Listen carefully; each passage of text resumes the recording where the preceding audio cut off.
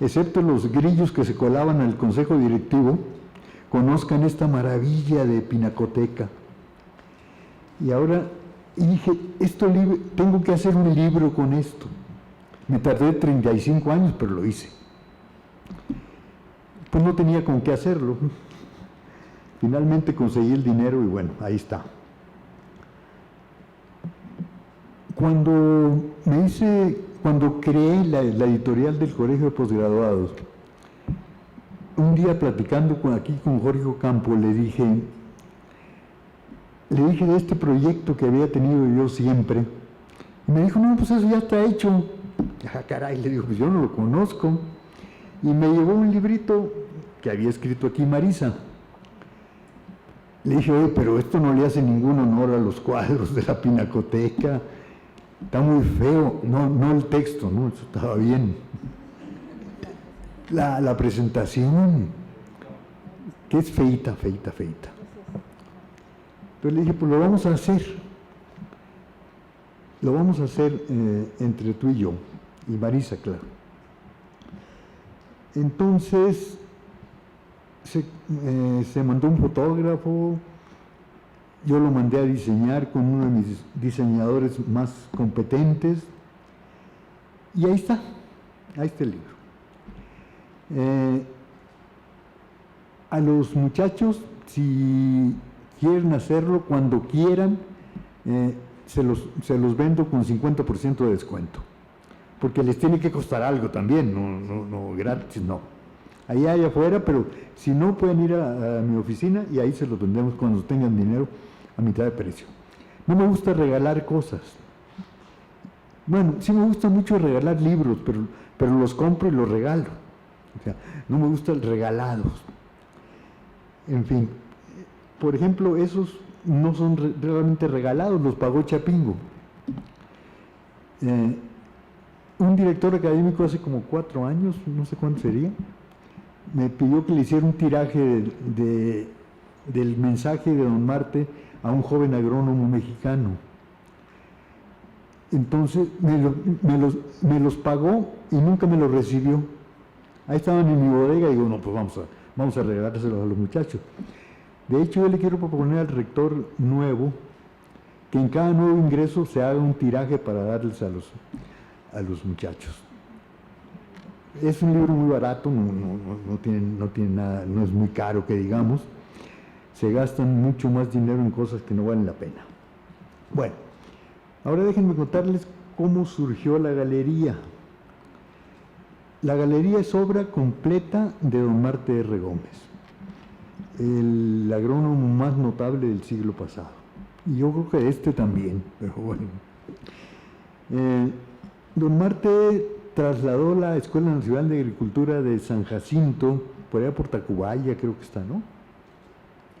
Nunca he ido, fíjate qué mal he hecho. En Tacuba. Bueno, la trajo de allá a esta hacienda que había sido de los jesuitas. Después se la robó Manuel González, aquel señor que no ganó nunca ninguna batalla, pero que era compadre de don Porfirio. Entonces le pasaba la presidencia periódicamente, hazte cargo unos añitos del negocio y luego ya vengo yo de regreso. Tenía un arreglo muy simpático. Y después se la expropiaron, y en 1923 don Marte invita a Diego Rivera a que pinte los frescos de la capilla y del cubo de la escalera, que ustedes deben conocer muy bien, y si no también pídanle aquí al doctor Ocampo que les haga una visita guiada. Y me invitas porque la última vez que lo hice traje a Raquel Tibol, y no sé si tú estabas. Vino Raquel, que creía que era propietaria de Diego, pero bueno. De hecho, este libro que hicimos aquí en la editorial nuestra, se lo llevó Marte Gómez hijo a Editorial Reverté, y no lo hicieron porque le preguntaron su opinión a Raquel Tibol, y Raquel dijo, no, eso no sirve, no vale para nada. Entonces Ramón Reverté, que no me conocía todavía, pues no lo publicó. Entonces nosotros nos abocamos a la tarea de publicar este. Bueno, en ese mismo 1923, don Marte invitó a Diego Rivera a pintar la obra mural que ya les platiqué. Diego había recién regresado de Europa, de París concretamente, después de pasar 10 años de muchas penurias, porque se fue con una beca, pero se la quitaron, y bueno. Le encantó la idea a Diego, estaba dejando su etapa cubista y estaba perfeccionando las técnicas del fresco. En ese tiempo, Diego estaba pintando también los muros de la Secretaría de Educación Pública, por encargo de José Vasconcelos. En 1924, don Marte compra la primera obra de Diego. Es un óleo que se llama La Bañista de Tehuantepec, que vale mucho la pena. Con el tiempo, don Marte compró 183 obras de Diego. Y muchas veces decía, vi un cuadro en el atril de Diego y quisiera comprarlo si me alcanzan los centavos. Noten lo siguiente, eso lo dijo después de haber sido secretario de Agricultura 2 veces, secretario de Hacienda 1 vez, gobernador de Tamaulipas, y que no. Creo que los funcionarios como esos no abundan, ¿no? O son muy honrados los de ahora. Pues sí, ya los contagió el presidente, ¿verdad? Por contagio ya son honrados todos. Sobre el proceso de la pintura, tomé unas notas, casi nunca lo hago, pero esto es muy serio. Sobre el proceso de la pintura de la obra de Diego en Chapingo, entresaco algunos apuntes de este libro de don Marte. Dice, cuando trasladábamos a Chapingo la Escuela Nacional de Agricultura y Diego hacía allí sus frescos hoy famosos, dormíamos los dos como únicos huéspedes de un inmenso dormitorio y pude comprobar que Diego trabajaba hasta tarde en la noche y que después a las 3 o 4 de la mañana llegaba su fiel maestro Rojano, y trabajaba. Como remuneración por su trabajo, Diego recibía un sueldo de 20 pesotes diarios. Venía a Chapingo 3 veces por semana y trabajaba en los frescos de la SEP, donde cobraba exactamente lo mismo que aquí. En enero de 1924, iniciado el traslado de la escuela, me instalé aquí permanentemente poniendo un catre de campaña en el llamado Tinacal. ¿Tú sabes dónde está? Sí. El Tinacal. El Tinacal está localizado enfrente de donde esté la Tabandera, hacia el poniente. Ahora son laboratorios, es donde tiene el cubículo la maestra Magdalena Sánchez Astello. Ya. Ahí donde está su cubículo, ahí era el Tinacal. Junto donde está el CRUAN y la imprenta, ahí era donde se guardaban algunos implementos agrícolas en la época de la hacienda. Esta fue una hacienda pulquera y cerealera. ¿Sí? Ya, gracias. En el llamado Tinacal, y Diego Rivera nos dedicó más tiempo, haciéndome compañía en otro catre de campaña que colocó a un lado del mío y que crujía cuando dejaba caer en él su corpulenta humanidad. Esto basta para entender la relación de Diego con Marte y con Chapingo, lo que seguramente influyó en la relación de Marte con los mayores pintores mexicanos de la primera mitad del siglo XX. Pero ahora voy a tomar otro punto de vista, el de don Jesús Silva Herzog, de los grandes mexicanos de todos los tiempos. Esta es su autobiografía, se la recomiendo muchísimo. Se llama Una vida en la vida de México. Dice don Jesús, la Escuela Nacional de Agricultura se trasladó de su vetusto edificio en San Jacinto a la hacienda de Chapingo. En 1923 di clases de inglés, nunca me hubiera imaginado que don Jesús dio clases de inglés en Chapingo. di clases de inglés en la escuela y 3 conferencias sobre temas literarios. Yo creo que por eso hasta la fecha nadie ha aprendido inglés en Chapingo, pero bueno.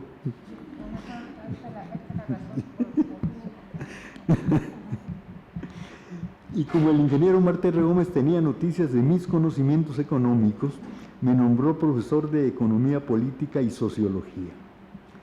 El nuevo local fue inaugurado en el mes de mayo de 1924, asistiendo al acto el presidente Obregón y el secretario de Agricultura Ramón P. de Negri, que fue el creador del pueblo cooperativo, del fracasado pueblo cooperativo.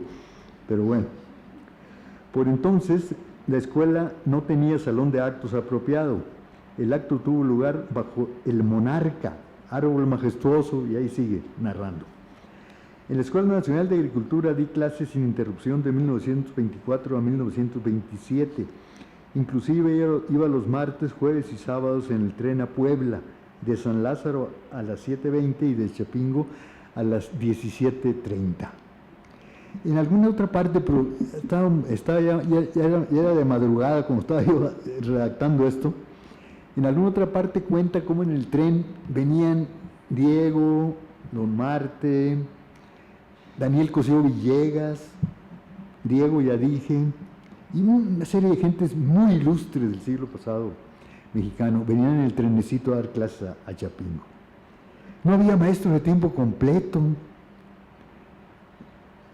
La mayor parte de la gente trabajaba gratis, simplemente por ayudar, y eso se prolongó como hasta 1950 y tantos, ¿no?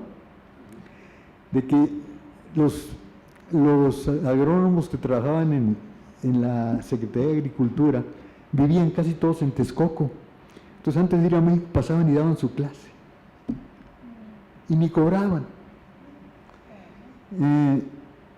Yo sé que los sindicatos piensan que ha sido un gran logro sindical que haya tantos maestros de tiempo completo, como el doble de los que se ocupan, por cierto, pero bueno. Yo no estoy tan seguro, pero no voy a entrar en ese tema. ¿Ande? Ahorita saco la bandera de huelga. Ándale pues. Fíjense, yo soy profesor de medio tiempo en Chapingo y doy 2 cursos. Si todos los profesores de tiempo completo dieran 2 cursos al año, pues se necesitaban muchos más cursos, ¿no? Muchos más cursos que dar. En fin. Bueno, con esa amistad, don Marte coleccionó, como les digo, 183 obras de Diego, algunas pocas de Frida, algunas del doctor Atl, una está todavía en la rectoría, un bodegón, ¿no? Y de algunos otros pintores, de Rodríguez Lozano, por ejemplo, también, pero principalmente de Diego. ¿Y saben qué hizo don Marte con la colección? Se la regaló al Estado mexicano. ¿Sí? Está en la casa donde nació Diego, en Guanajuato. Ahí tomamos algunas fotos de este libro. Yo creo que a las hijas no les hizo mucha gracia que don Marte la regalara, pero a mí también me hubiera dado coraje, ¿no? Unos centavillos que vengan para acá cuando menos. Bueno, con esa relación hizo una amistad tan grande con todos los grandes pintores mexicanos del siglo XX, que en el 31 de mayo de 1946, en el restaurante Chapultepec, una lista inmensa de pintores se hicieron, bueno, lo hicieron en su casa, pero se hicieron un autorretrato y se lo regalaron a don Marte. Esos cuadros sí no sé dónde quedaron. ¿Tú sabes? Son muchísimos. Miren, nada más voy a leer unos cuantos porque no me alcanza el tiempo. Son autorretratos de Siqueiros, de Raúl Anguiano, que fue el que pintó por... Ah, no, fue Nichizawa el que pintó esto, ¿no? Sí. De Raúl Anguiano, de Angelina Beloff, de Ignacio Beteta, Fernando Castro Pacheco, el chamaco Covarrubias, Olga Costa, Dolores Cueto, Germán Cueto, José Chávez Morado, Gabriel Fernández Ledesma, Javier Guerrero, María Izquierdo, Frida Kahlo, Agustín Lazo, Amador Lugo, Carlos Mérida. No, es impresionante la lista. Son como 2 páginas aquí. Asistieron además, déjenme aquí, porque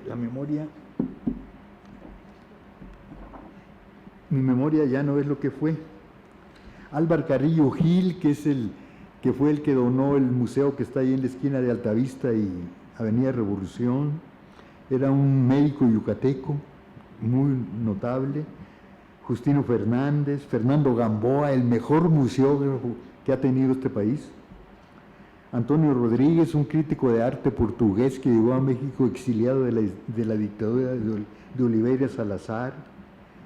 Inés Amor, la gran Pita Amor, Julio Bracho, Luis G. Basurto, Neftalí Beltrán, don Daniel Cosío Villegas,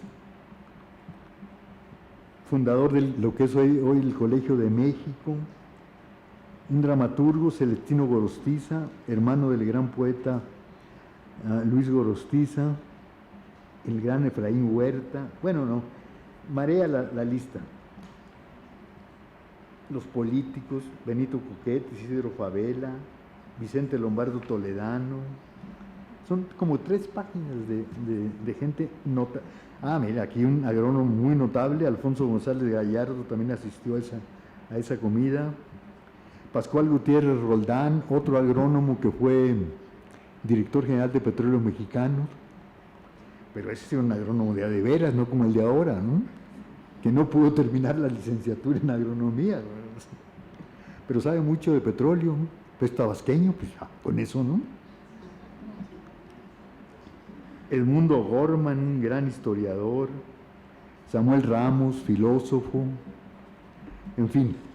Les recomiendo también mucho este libro y también se los vendo con 50% de descuento. ¿Ande? Les creo, de buena fe. Bueno, pero ya hablé demasiado. Permítanme y si no me lo permiten, pues ¿qué van a hacer, no? Permítanme que les dé la palabra. ¿Tú sigues, Marisa?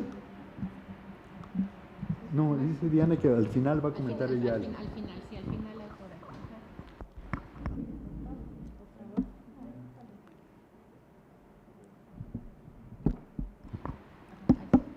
Muy bien. Sí, gracias, Mari. Bueno, a mí me da mucho gusto estar ahora aquí con ustedes presentando este libro porque es un libro que lo vi nacer o lo vi crecer al detalle, así día con día, en la investigación que realizó la doctora Palacios, que para nosotros es Marisa, ¿sí? Así más coloquial, más cordialmente, Marisa. Y entonces es un libro que vi crecer, que vi hacer diario, cómo iba juntando los materiales, cómo iba buscando las fotografías, hasta lograr hacer este trabajo, que si bien la edición efectivamente es una edición muy modesta, con múltiples limitaciones y con errores, pues, ¿no? Ya en el trabajo, que luego aparecen como erratas, en una hojita que se incorporó al final, ya cuando se revisó, y la verdad es que eran muchas erratas las que había, pues, ¿no? Pero aún así fue el primer libro, fue la primera forma que salió el libro. Este libro ya nos lo relata el maestro Said, cuando lo toca Said, lo convierte en esto, ¿sí? Esa es la magia que tiene Said, que las cosas sencillas, las cosas, este también es una cuestión sencilla, sino las cosas que tienen limitaciones, que tienen, con tocarlas, con apreciarlas, las convierte en cosas bellas, ¿sí? Quiere decir que recuperó el conocimiento aportado en el texto y lo desarrolló hasta convertirlo en una obra, una gran obra, ¿sí? En una gran obra editorial. Y esta gran obra editorial está representada en este texto. Yo creo que es una de las colecciones que maneja la editorial que coordina Said. Said es el editor principal del Colegio de Postgraduados, y a partir de que está ahí como editor del Colegio de Postgraduados hace unas cosas hermosas. lo podemos apreciar nada más un cachito de lo que hace en los libros que están puestos acá afuera, de los protagonistas de las ciencias agrícolas. Dentro de ese recuperar la memoria, la historia de la escuela y de la profesión agronómica, es que aparece este libro. Y él nos narra ahora la preocupación que tenía desde que estaba de director general académico del doctor Ignacio Méndez, del maestro Nacho. Él era el rector y el maestro Said era el director académico. Constantemente era posible ver a Said sin zapatos, despachando en la oficina.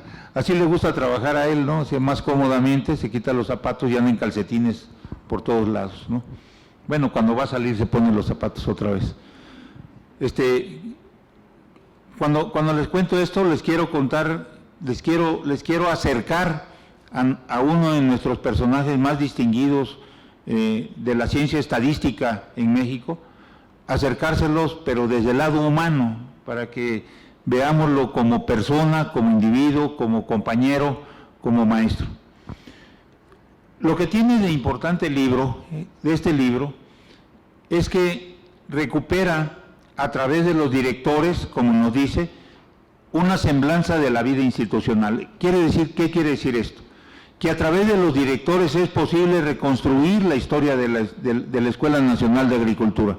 Nada más de la Escuela Nacional de Agricultura, quiere decir de 1854 a 1977. En 1977, tenemos que precisarlo, aparece la ley que crea la UACH, la segunda versión de la ley que crea la UACH, el 30 de diciembre, y con esa segunda versión prácticamente termina la vida de la Escuela Nacional de Agricultura y se inicia la vida de la Universidad Autónoma Chapingo. El 31 de diciembre ya aparece el decreto, para enero, para 1978, ya somos universidad, con fracturas importantes, con lastimaduras importantes, como la salida del Colegio de Posgraduados de la Escuela Nacional de Agricultura. Desde entonces, Chapingo y el colegio son dos instituciones diferentes, enlazadas de mil maneras, al grado de que uno de nuestros más distinguidos profesores, Said, es profesor del colegio y profesor de Chapingo. Y mantiene una constante presencia y una constante actuación en nuestra institución en Chapingo. ¿Qué es lo que encontramos en el libro, además de poder hacer la historia de la escuela? Bueno, cuando revisamos a los directores y los vamos pasando uno por uno, podemos ubicar etapas. Una de las cuestiones que nos ayudó, quiero antes hacer un paréntesis, estamos empeñados en hacer la historia de la Escuela Nacional de Agricultura, Universidad Autónoma Chapingo, y estamos completándola como armando un rompecabezas, por pedazos, de tal manera que donde nos encontramos un lugar difícil, que no tenemos suficiente información, le echamos un montón, buscamos los datos, armamos ese pedazo de historia y vamos completando nuestras partes del rompecabezas. Ese rompecabezas está a punto de ser concluido, bueno, eso vengo diciendo desde hace como 4 años, ¿verdad? Pero está a punto de ser concluido y eso es un esfuerzo colectivo de un grupo de investigadores, de un grupo de profesores de la universidad y más, en los cuales muchas veces los que nos orientan, los que nos dicen, son los egresados de la escuela o los que han vivido directamente, los protagonistas directos de la escuela nos van orientando. Y de esa manera nos orientan para ubicar 4 etapas que este libro narra, que este libro contiene de manera implícita, que es la primera etapa de 1854 a 1880. ¿Cuál es esa etapa? Es la etapa donde no había ingeniería agronómica. Los egresados de la escuela recibían títulos como mayordomo inteligente, administrador instruido, perito agrícola, agrimensor, o sea, los que miden la tierra, el antecedente del topógrafo. Les hago esa aclaración porque luego se ponen a ver feo entre unos, ¿no? Entonces, ese es el topógrafo, el antecedente del topógrafo. Pero esas eran las carreras, si se fijan ustedes, técnicas. Cuando viene en 1880 llega el positivismo a nuestro país y llega también el positivismo a la Escuela Nacional de Agricultura. Y entonces lo que se trata de incorporar es la ciencia agronómica. Y la ciencia agronómica va a dar el grado de ingeniero agrónomo y de ingeniero agrónomo e hidráulico. El ingeniero agrónomo con el tiempo se va a convertir en la carrera de fitotecnia y el ingeniero agrónomo e hidráulico en la carrera de irrigación. Esas son las carreras fundacionales de la agronomía en México y de la agronomía en América Latina. Nada más, ¿sí? Son fundacionales. Quiere decir que Chapingo es fundador, la Escuela Nacional de Agricultura es fundadora de la profesión agronómica en términos científicos. Se dan ahora los grados de ingeniero agrónomo e ingeniero agrónomo hidráulico. Y ese proceso que inició en 1880 va a concluir hacia 1914-1920, cuando por la cuestión revolucionaria se cierra la Escuela Nacional de Agricultura y Veterinaria y se vuelve a abrir ya nada más como Escuela Nacional de Agricultura sin los veterinarios. Los veterinarios para 1929 deciden adscribirse a la Universidad Nacional de México, que en un movimiento está peleando la autonomía, y son actualmente la Facultad de Medicina Veterinaria y Zootecnia de la UNAM. Algunas veces yo decía que esos son nuestros primos, pero no son nuestros primos, son nuestros hermanos, porque somos hijos de la misma mamá, ¿sí? De la Escuela Nacional de Agricultura y Veterinaria que se separó. Junto con esta separación, hacia 1919-1920 se reabre la escuela, pero allá en San Jacinto. Pero ya no se está a gusto, allá hay una tendencia a buscar un lugar, y como nos ha narrado el maestro Said, efectivamente, hacia 1923-24 viene el exilio o el éxodo, la búsqueda de un nuevo espacio, y ese nuevo espacio va a ser la hacienda de Chapingo, que fue expropiada por el gobierno revolucionario a que fue un político cercano a Porfirio Díaz.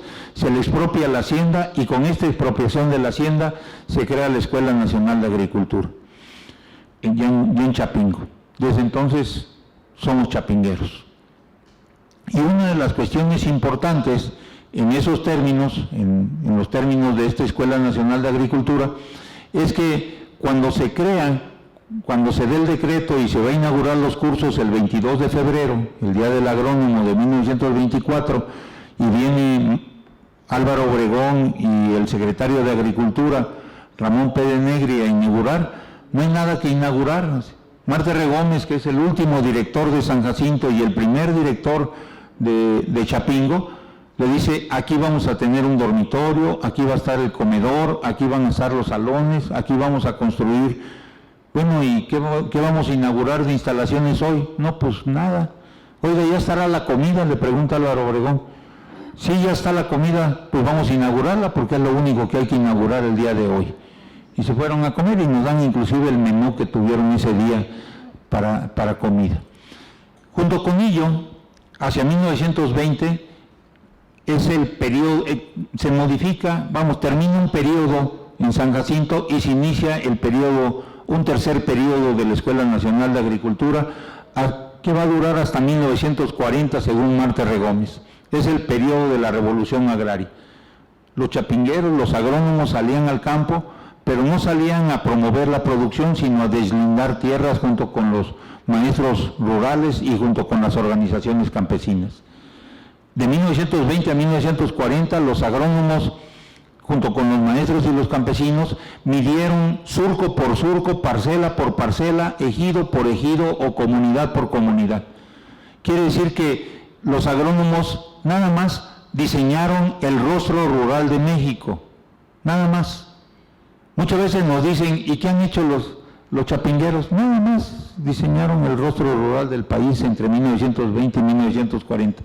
Nada más. Por si eso fuera, creo que eso es más que suficiente para destacar nuestra importancia, pero no es toda. De 1940 a 1977, que es cuando se convierte en universidad, tenemos un cuarto periodo, que es el periodo de la Revolución Agrícola. lo que nosotros hemos denominado de manera sencilla la Revolución Verde. Ahora de lo que se trata es, de acuerdo con Marta R. Gómez, impulsar la producción y la productividad en los campos entregados a los campesinos. De esa manera hace honor a lo que está pintado, y los que no lo hayan leído, por favor vayan y léanlo. Lo pueden encontrar en el internet, en el Google, pero vayan y léanlo de manera original, como se pintó hace casi ya 100 años, en 1923-24, allí en la entrada del edificio principal, y ahí está el acta constitutiva de la Escuela Nacional de Agricultura, y ahí dice, ahí está plasmada nuestra filosofía como institución. Ahí dice que nosotros, universitarios, estamos abocados a apoyar al pequeño y mediano productor, y tenemos que trabajar con la tierra que es la madre generosa. Y bueno, léanlo porque es un verdadero poema filosófico que tenemos que aprendernos. Apréndanse un párrafo cada año o cada semestre y va a ser más que suficiente para entenderlo todo. Esa es la cuarta etapa, y esas 4 etapas están explicadas en este libro de manera implícita. Entonces, cuando revisamos esto, cuando revisamos este texto, revisamos la historia institucional. Esa es la semblanza de la vida institucional a través de los directores. El pretexto son los directores, lo importante es la semblanza institucional. Y ese es, cuando nos los platican y nos los editan de manera bella y aún más nos ponen la galería de manera muy amplia, pues miren, cuando se hizo la galería aquella, pues con los recursos que se tenían en aquella época, pues sacamos los cuadros, pero los cuadros son estos cachitos que están aquí puestos, ¿sí? Es una fotografía, era muy difícil, ¿sí? O sea, esto casi se hizo con presupuesto familiar, ¿sí? Esto. Bueno, ya cuando lo toca la mano mágica de Said, pues tenemos este libro con esta belleza y con estos cuadros que dan un realce mayor a la obra. Cuando nosotros apreciamos esta galería que nos detalló el maestro Said, cuando vemos esta galería, esa galería es la galería de la plástica mexicana de la primera mitad del siglo XX. Ahí están los principales pintores, Siqueiros, Atl, Frida, Diego, bueno, decenas, ¿sí?, de cuadros, ¿sí?, son como 37 cuadros que están pintados por esos grandes pintores hasta 1946-47. Y cuenta esta anécdota de que llegó, bueno, todo el mundo le tenía mucho afecto a Marta R. Gómez de parte de los artistas, porque él había sido como un protector de los artistas. Cuando no tenían dinero les prestaba o les compraba los cuadros de manera adelantada, en fin, no los apoyaba con los centavos, como podía. Pero con ello, pues tuvo un gran reconocimiento, era muy querido por el gremio de los artistas. Entonces le hicieron el homenaje en ese 1946, él todavía era secretario de Agricultura, y llegó Marta R. Gómez con un montonal de pedacitos de madera, ¿sí? Y le dijo, ¿me quieren hacer un regalo? Sí, pues háganle un regalo a la Escuela Nacional de Agricultura. Y les entregó una tablita con un sobre donde les decía, este es el director que queremos que nos los pinte, y estos son sus datos, y esta es una fotografía, en fin. Y le fue dando a cada uno, y cada uno le fue entregando al tiempo, le fue entregando un cuadro. Por supuesto que se agandallaron Frida y Diego, y dijeron, nosotros pintamos a Marta R. Gómez. Y entonces Marta R. Gómez está pintado por Frida cuando estaba en San Jacinto, no, es al revés, ahí lo pintó Diego, y acá, cuando ya estaba de director en Chapingo, lo pintó Frida. Ellos seleccionaron primero, ¿no? Se agandallaron, ¿no? Digo, gandallas que eran, ¿no? ¿Sí? Pero esa era, digamos, la querencia, y esa es la forma en la que se hizo la galería. Muchas veces nosotros decimos, ¿y qué cosa hay de positivo o de riqueza en la universidad? Bueno, están las circasianas, que tienen toda una historia. Está la capilla riveriana, que sin lugar a dudas es la joya más importante artística de nuestra universidad. Quiero decirles que esa no es de nosotros, esa es propiedad de la nación. Nosotros no la cuidamos, pero no es propiedad de Chapingo, es propiedad de la nación. Y también está la galería de directores. Esa galería de directores es la segunda joya más importante que tenemos. No solamente por la calidad de los artistas que participan, sino porque están todos juntos. ¿Sí? Si cada cuadro es importante, juntos son muchísimo más importantes, porque ahí podemos no tan solo hacer la historia de nuestra institución, sino también hacer la historia o presentar las diferencias entre los diferentes estilos de pintura de los artistas de esa época. Y esa es la forma en la que nosotros llegamos a este libro. Este libro, como ustedes verán, tiene una querencia especial, tiene un amor especial, porque prácticamente con él orientamos un trabajo de investigación en el que ya llevamos alrededor de 20 años, ¿sí? Y vamos a terminar de hacer la historia de la escuela. A partir de 1977 viene el periodo de la universidad, que desde nuestro punto de vista, esa quinta etapa concluyó hacia el 2008-2010, y del 2010 para acá hemos iniciado la sexta etapa de desarrollo institucional, que va a durar los siguientes 20-30 años, y es ante lo cual tenemos que prepararnos para abordar la construcción de nuestra institución a nivel nacional, con oferta de nuevas carreras, con nuevas matrículas, ampliando nuestros horizontes. Si nos dejamos, si logramos rebasar los conflictos internos que nos detienen y nos dificultan poder cubrir nuestras tareas más importantes. Con esas 4 etapas prácticamente enderezamos esta visión de futuro que platicaba la maestra Diana Reina, ¿sí? Esta visión de futuro para nuestra institución. Llevamos 165 años, los primeros 165 años. Muchas gracias.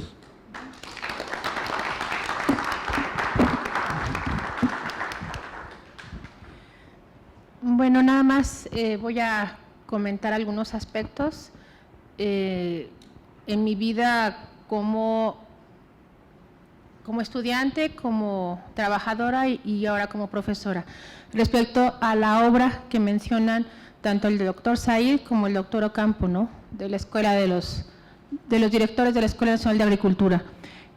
En los cuadros podemos ver algunos directores de los que yo recuerdo, ¿no? Rómulo Escobar, que finalmente fundó después la Escuela Hermanos Escobar en Chihuahua. También, por ejemplo, me gustaría comentar del ingeniero Jesús Muñoz Vázquez, que fue director en los 50s. En 1957 él era director. En ese año entró la primera mujer de la que se tiene registro aquí en Chapingo, María Alicia Caracheo. Ella nada más estuvo un año. Ella es hija de ejidatario.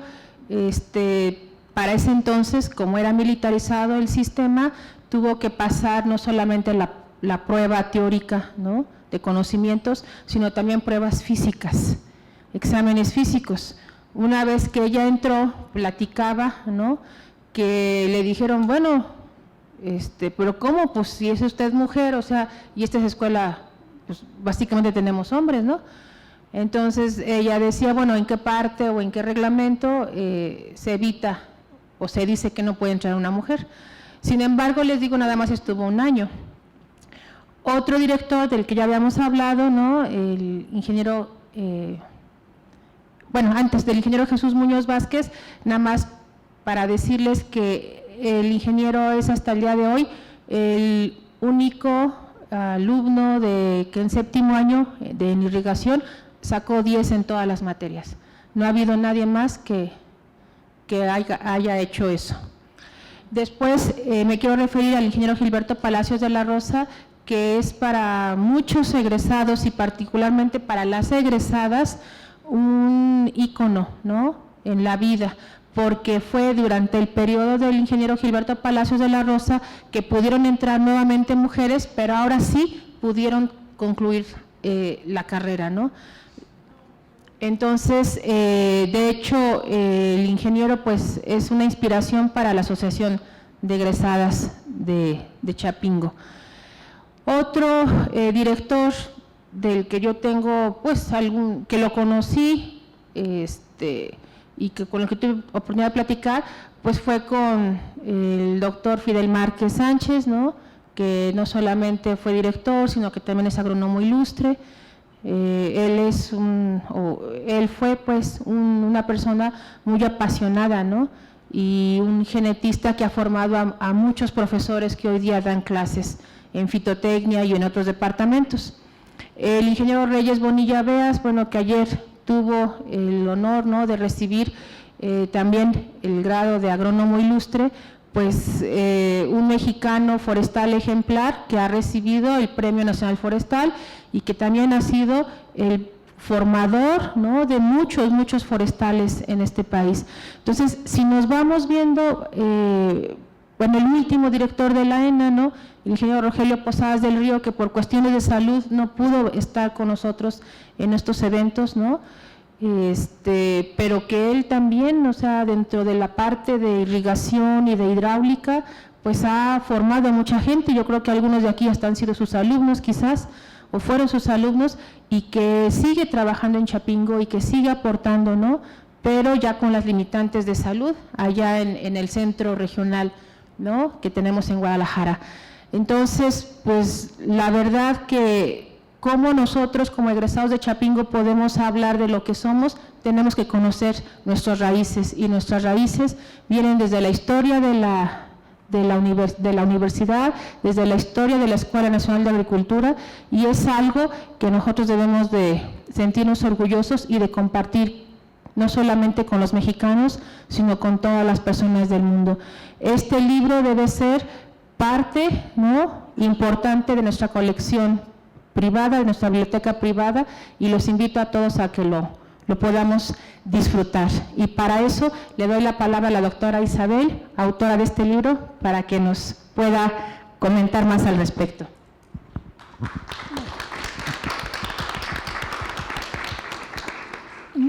Gracias.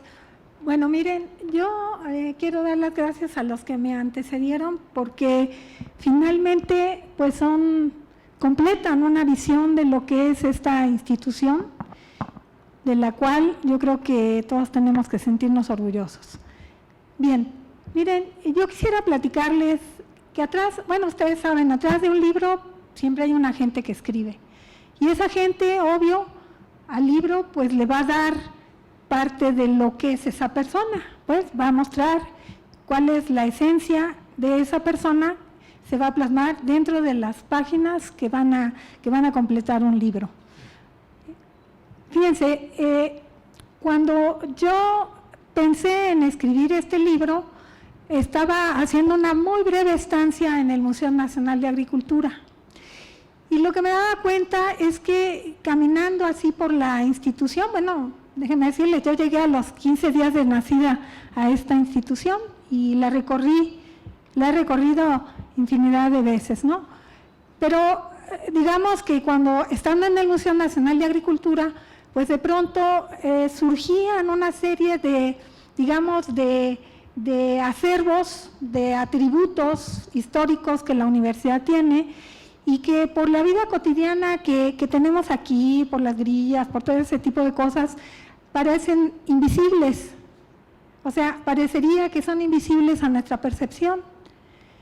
De pronto, caminando y viendo como parte de este museo, yo decía, bueno, pues aquí hay una serie de cosas sobre las cuales habría que construir su historia y darla a conocer.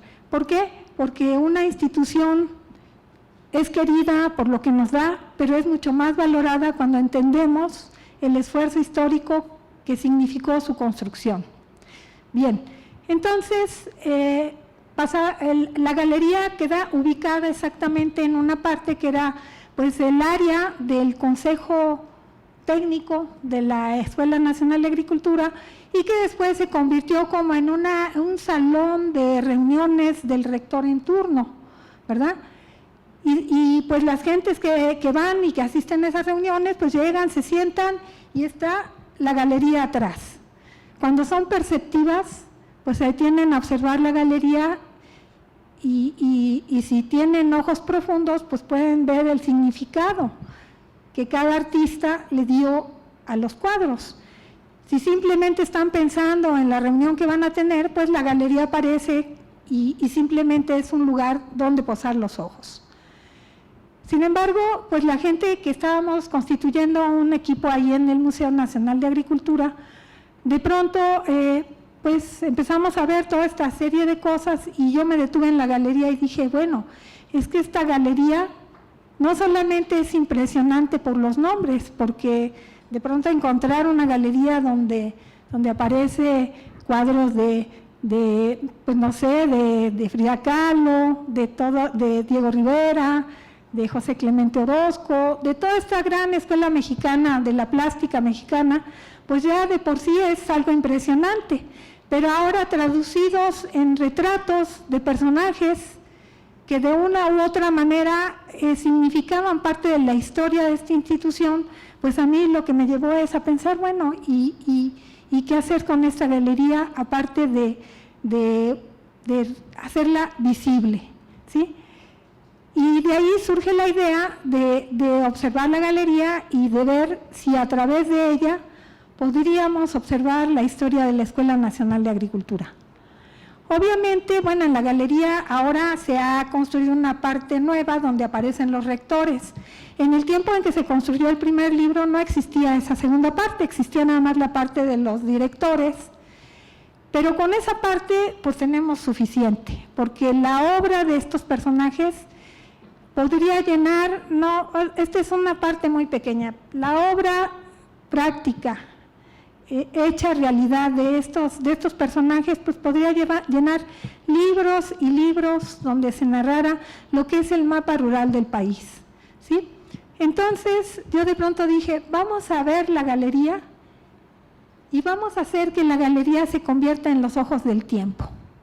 Eso es, finalmente, la galería son los ojos del tiempo de esta institución, ¿sí? Bueno, y entonces empezamos a buscar. Yo decía, bueno, pues, ¿qué se puede hacer? O sea, ¿qué podemos hacer con la galería? El personaje está ahí, pero el personaje, pues, son personajes que ya en su gran mayoría fallecieron, en un 90% han fallecido, y es difícil porque, bueno, los chapingueros finalmente es como una comunidad diáspora. O sea, el chapinguero aquí está un tiempo, y cuando egresa, de pronto, aunque era de Oaxaca, se le encuentra uno en Tijuana, y aunque era de Tijuana, se le encuentra uno en Chiapas, y si le va uno un poquito más allá, hasta en el extranjero se lo encuentra, ¿verdad? Es decir, el chapinguero anda por todos lados. Entonces, para buscar a los personajes que podían haber tenido algún vínculo con los personajes plasmados, con alguno de los personajes plasmados, pues era difícil, ¿no? Entonces había que como ir construyendo granito a granito la historia de estos personajes. La primera cosa que yo me di cuenta cuando construía la historia de los personajes es que era, digamos, cada uno de esos personajes en sí significaba, digamos, en su tiempo significó un personaje específico, no era cualquier persona. Los orígenes de esta institución en el siglo pasado, a mediados del siglo pasado, que se integraron como directores, pues eran personajes de su tiempo, eran funcionarios que tenían un papel importante y que por eso se les designaba. Pero además era como la construcción de la nación también, si se fijan, o sea, como más bien la Escuela Nacional de Agricultura crece a la par que el país se va construyendo. Y eso es algo muy interesante, ¿sí? Es decir, cuando investiga uno de esos personajes se da cuenta que están aquí, que están allá, que ahorita estuvieron en la ENA, pero que después fueron directores de hospitales, que dirigieron secretarías, que encabezaron movimientos revolucionarios, es decir, que fueron personajes que se entregaron plenamente a la construcción de un país. Claro, un país muy contradictorio, porque México pues siempre ha sido un país contradictorio, ¿sí? Ha sido un país complejo de entender. Y entonces los personajes estos también eran complejos en su personalidad como individuos, ¿sí? Y yo decía, ¿puede una biografía darnos a conocer cuál ha sido su papel en la construcción del mapa rural del país? Pues sí, parcialmente porque eran personajes complejos que desempeñaron muchas actividades, otras funciones. Pero en la parte que les correspondió estar al frente de la parte agrícola, de la parte rural, pues ahí era interesante, ¿no? Y de ahí vienen todas estas, digamos, aspectos en donde se van conformando las leyes. La misma institución, cuando construyó sus programas de estudio, pues generó como comisiones que andaban por todos lados del mundo. Sobre todo, lo que me daba cuenta es que muchos personajes veían hacia el extranjero, veían hacia la visión ilustrada como un espejo en el cual la ENA tendría que reflejarse. Entonces decían, cuando estaban pensando en el programa de estudio que debía llevar un ingeniero agrónomo para 1880, pues veían a la escuela francesa y decían, bueno, la agronomía francesa, ¿cuáles son sus sustentos? ¿Cuáles son sus bases? Y a partir de eso generaban una discusión en donde involucraban a todo el personal académico, a los funcionarios de adentro y de afuera de la institución, pero también a los alumnos, y discutían plenamente qué cosa había que crear, porque mirando a la ilustración, este era un país complejo y era un país dentro de la visión de la ilustración y de una Europa que metida en guerras y todo esto, también era un país como lejano, un país atrasado, lejano, que tenía riquezas, pero que no era un país importante dentro de la geopolítica europea, ¿no? Entonces buscaban los programas de estudio y los traían acá, pero acá los mexicanizaban. Es decir, de pronto se destacaba el personaje rural de México. ¿Y cuál era el personaje rural de México? Pues por un lado eran los hacendados, ¿verdad? Y por eso lo que dice Jorge de las carreras, de los títulos de las carreras, que en un principio fueron las que predominaron aquí en la Escuela Nacional de Agricultura, eran esas, porque volteaban hacia la hacienda, hacia un modelo de hacienda y a un país rural construido a través de un modelo hacendario. Y entonces, de pronto, eso me llevaba a decir, bueno, el personaje me está diciendo esto. Cuando yo leo y busco, sea en el Archivo General de la Nación y en muchos archivos busco, ¿qué me puede decir el personaje de su obra, a través de su obra? ¿Sí? Y entonces, de pronto yo decía, pues este personaje vio así el país y así creó su materia y así propuso cómo fuera la Escuela Nacional de Agricultura, ¿sí? Y entonces, una de las cosas que se destaca en el libro es que los personajes son ojos del tiempo, pero el tiempo no es algo inmóvil, el tiempo es algo dinámico, es una consideración que se da en una relación espacial también, es decir, ocupa un tiempo, pero también ocupa un espacio, y en ese espacio construyo, ¿sí? Y entonces, esos personajes no solamente, digamos, escribían y diseñaban programas de estudio, sino también pues generaban visiones. Y entonces yo les decía hace rato, de pronto se voltea un México rural, pero no solamente se veía un México rural hacendario, sino también se veía un México indígena, ¿sí? Y cuando se veía el México indígena, pues en los personajes que ustedes van a ver aquí en el libro había muchos directores indígenas, de origen plenamente indígena, cuando a partir de los años 80, quienes empiezan a ser los directores de la Escuela Nacional de Agricultura ya son los egresados de la Escuela Nacional de Agricultura. Anteriormente, pues eran científicos, era gente, personajes, eran médicos, pues no existía, digamos, la biología como tal, pero eran botánicos, no existía la química, pero desarrollaban actividades en la química, es decir, personajes en la ciencia mexicana que constituían digamos, el puesto de director. Pero a partir más o menos de los años, entre los años 70 y los años 80, empieza a cambiar esta conformación de los directores, y entonces los directores empiezan a ser los propios egresados. Y eso dio un viraje completamente a la orientación de la escuela, porque la orientación de la escuela dejó de ser una orientación netamente hacendaria y empezó a ser una orientación agraria. Y dentro de lo agrario, pues se consideraba la parte indígena, pero se consideraba más que nada el campesino. Y se decía, México es un país mestizo, y como país mestizo necesitamos voltear a la modernización del campo. Somos un país que tiene que modernizar su campo. Y somos de origen indígena, pero somos campesinos mestizos y por lo tanto tenemos que tender hacia la modernidad. Y se empiezan a aplicar dentro de todos estos personajes ya egresados de la Escuela Nacional de Agricultura, empiezan también a voltear hacia las ideas de la ilustración, hacia las ideas de la ciencia, de la técnica, de la tecnología, y empiezan a diseñar programas académicos que respondieran ya a una ruralidad mexicana de carácter mestizo, ¿sí? Y podemos ver, yo les decía, en la fisonomía de los directores también incluso un cambio, ¿no? Empieza a haber directores de origen campesino, pero que han llegado a la ciencia y que se han transformado en la ciencia, y eso lo vemos ahora, muchos de los personajes de ustedes, de los maestros, de los alumnos, tenemos un origen rural, y venimos aquí, y aquí nos transformamos, seguimos siendo rurales, pero ahora tenemos otro lenguaje, otro discurso, y también nuestra fisonomía va cambiando, pero no dejamos de ser lo que somos, ¿sí?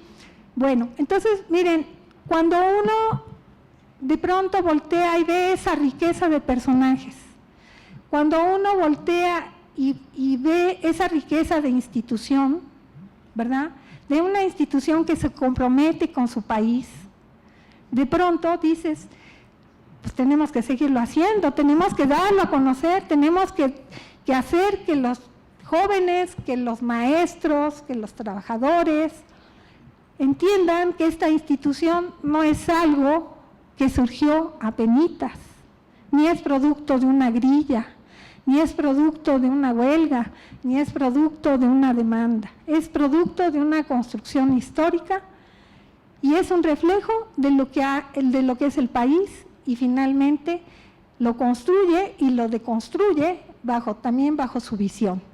Y entonces el papel de la Universidad Autónoma Chapingo se refunda, es decir, entendiendo nuestro pasado desde el presente, también podemos construir nuestro presente atendiendo las indicaciones del pasado. Fíjense nada más, esa cuestión de pronto cuando uno ve los personajes y los va entendiendo en su mística, pues de pronto dices, el compromiso de la escuela, de la universidad es un compromiso impresionante, ¿sí? Bueno, entonces fíjense, aquí, como decía Jorge, pues está plasmado diferentes etapas por las que pasa la institución. Efectivamente, pasa de una etapa postindependentista, donde el diseño del país era desdibujado, donde el caudillaje imponía su mando, ¿verdad?, a generar un escenario de ciencia, desde el cual entender la ciencia, ¿sí?, la técnica, la tecnología. Después viene un periodo donde los directores, donde ya se le da el estatuto agronómico a la escuela. A partir de 1880 se crea la primera carrera de ingeniería agronómica, y a la par se crea la carrera más antigua que hay en esta institución, que es la de irrigación, ¿sí? Es la carrera más antigua y es la carrera que sostuvo a la institución durante muchos años. De ahí la importancia de entender que para el desarrollo agrícola y para el desarrollo de la modernidad en un país, la condición del riego, pues es una condición de vida, ¿sí? Y entonces eso lo entendieron, y por eso la primera carrera aquí y los primeros directores fueron irrigadores, fueron egresados de irrigación. El mismo Marte R. Gómez, pues es un irrigador, él egresó de irrigación, ¿sí? Entonces, de pronto, incluso hasta los personajes, cómo van pasando de ser irrigadores a que se empiezan a crear otras carreras de ingeniería, ¿verdad?, de ingeniero agrónomo especializado en tal carrera, también empieza a cambiar, pero ese cambio viene a ser posterior a la revolución. Durante la revolución lo que privaba era la gente que trabajara la tierra, que trabajara la medición, que trabajara las alternativas para el desarrollo y la modernización del campo desde la visión agrarista, ¿sí? Y entonces los directores se correspondieron con ese tiempo. Después vendría la etapa de la modernidad, de una modernidad basada en un modelo mundial, de una mundialización que fue, digamos, el modelo de la agricultura basada ya en la parte de los agroquímicos, e incluso los directores empiezan a cambiar y empiezan a surgir de parasitología, de fitotecnia, etcétera, de otras carreras de economía. No ha habido nunca un director sociólogo, desde luego. Por alguna razón, a lo mejor en un futuro tendrá que haber un director egresado a sociología, pero hasta ahorita son las carreras técnicas las que han predominado en la visión de construcción de esta institución, ¿sí? Entonces, esos son los directores de la Escuela Nacional de Agricultura. Bien, entonces, quisiera terminar nada más leyendo una parte pequeñita que elaboré para concluir esta cuestión, que espero que no les haya aburrido y que les haya dejado claro pues la importancia de por qué este libro es significativo. Es una belleza, yo le agradezco a Said lo que él hizo, pero rescatar a nuestros personajes también es una cosa importante, y él supo ver eso en este libro, ¿sí? Habría que rescatarlo ahora de una forma bella. Ese no es feo, simplemente es limitado, ¿sí? Aquí está una expresión más bella, más construida de lo que nació ahí. Bien, entonces voy a leer una parte así, ¿no? Dice, si como dijimos anteriormente, la historia de una comunidad de profesionales que formó parte de la Escuela Nacional de Agricultura constituye el relato de cómo se ha ido conformando la identidad de la institución, así como en la constitución de las comunidades científicas que profundizaron en el descubrimiento e internacionalización de las ciencias, métodos, técnicas y tecnologías aplicadas al agro y al medio rural. Todos los directores desde la fundación de la escuela en 1854 participaron en mayor o menor medida de manera más o menos efectiva en la construcción e implementación del modelo agropecuario y de desarrollo rural de su tiempo. Podríamos afirmar que cada director o grupo de estos debe incluirse en una noción de vida, de tiempo, de realización. La ENA, como institución vinculada a los esquemas productivos del momento, ha seguido una dinámica que la ha colocado unas veces como escuela impulsora fehaciente de la idea del progreso. Sintomáticamente, en otras etapas de su historia, contradictoriamente ha combatido esos esquemas generando programas extensionistas de corte popular, que han protegido e impulsado la prevalencia de los sistemas tradicionales de producción, en donde la unidad económica campesina se presenta como el referente preferencial para desarrollar propuestas productivas sustentables por encima de la visión de imponer a la agricultura empresarial como unidad productiva básica. Este planteamiento se ve influenciado por las ideas de justicia social heredadas de la Revolución Mexicana.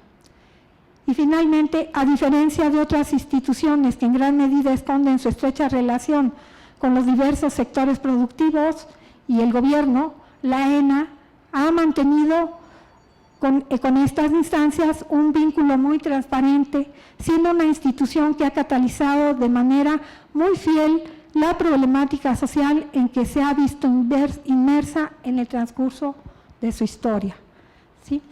Bien, eso es, digamos, lo que yo quisiera platicarles en relación al libro y en relación a la ENA, a nuestra institución antecedora.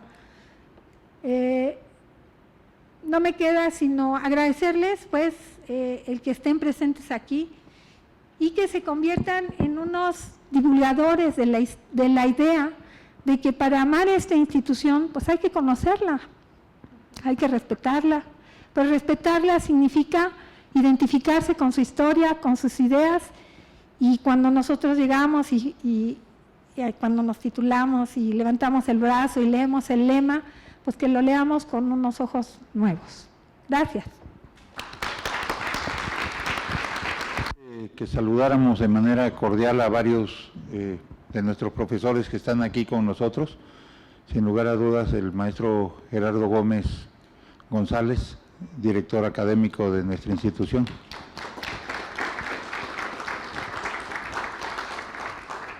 También está con nosotros nuestro compañero de CIESTAM, el coordinador de posgrado, el doctor Horacio Santoyo Cortés. Y bueno, queridos compañeros, Raúl Nieto Ángel, el maestro Álvaro Reyes Tosqui y el maestro Hugo Guerrero, y un querido, le voy a decir ingeniero porque los chapingueros todos son ingenieros. Yo no soy egresado de la institución, pero cuando llego a las comunidades y les digo, vengo de Chapingo, pase ingeniero. No, yo soy profesor, mire, yo estudié historia. No importa, ingeniero, pase usted, ¿no? Nuestro ingeniero Eduardo, coordinador de Fundación Chapingo, una fundación que está haciendo un gran esfuerzo por levantar la identidad de nuestra institución. Y para todos ustedes, pues, muchas gracias. ¿Sí? Les cedo la palabra para que nos despida nuestra coordinadora. Sí.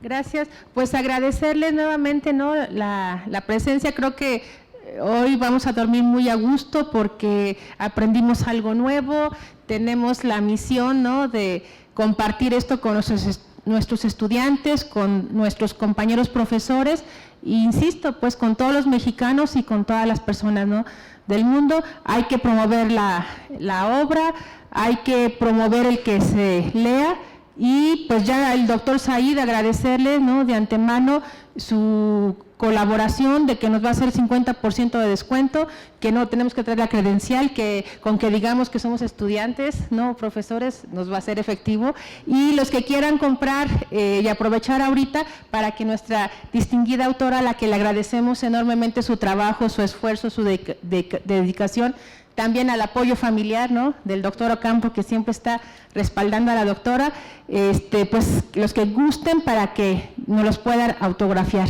Y muchas gracias y buenas tardes a todos.